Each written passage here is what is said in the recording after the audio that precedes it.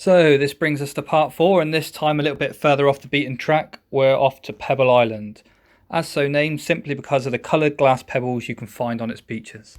For those of you into your history though, you may also know the island for a special forces raid that took place on Pebble Island between the 14th and 15th of May, where they attacked the island to destroy Argentine Air Force using the runway. So first up on our trip, we stopped at the HMS COVENTRY Memorial Site, a large cross surrounded by poppies commemorating those who lost their lives there. HMS COVENTRY was sunk by Argentine Air Force on May 25, 1982.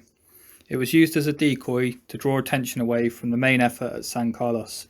We sat there for a while, had a quick snack as Chris had a smoke, and then after that, if anybody knows the Falklands, the winds get a bit cold, we decided to move on and see what else the island had to offer.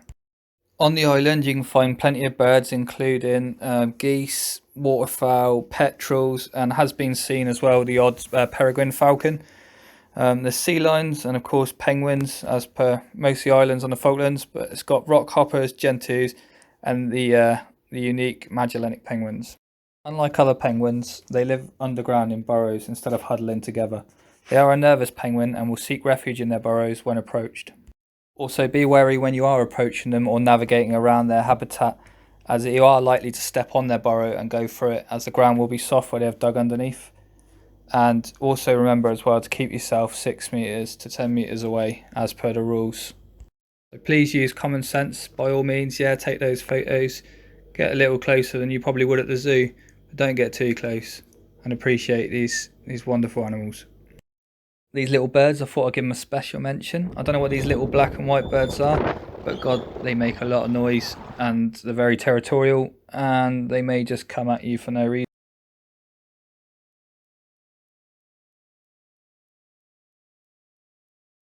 Magellanics are also monogamous and return to the same burrow every year with the same partner. Males often return earlier to check that another hasn't occupied his burrow. So now we're moving on to have a look at the settlement on the island. If you'd like to learn more about Magellanic penguins, or Spheniscus magellanicus, you can find out lots of details on the internet, and there's loads of interesting facts to look up.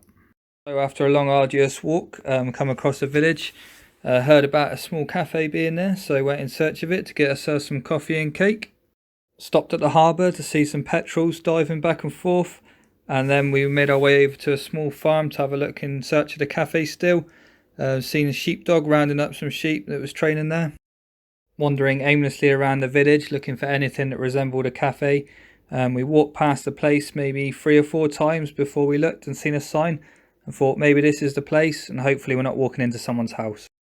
Gingerly walking down the garden path, we walked into a conservatory, seen a couple of signs that we obviously forgot to read, and walked into this poor bloke's house with our dirty shoes on. Greeted nicely though by the occupant there. He sat us down, got us some cakes, coffees, all sorts, and just said to make a donation. Such a nice genuine bloke, and we had a brilliant time there. Hearing our transportation fly overhead whilst we were finishing our cake, we quickly made our apologies, paid up, and then ran for our aircraft to be greeted by faces not so happy to see us running late.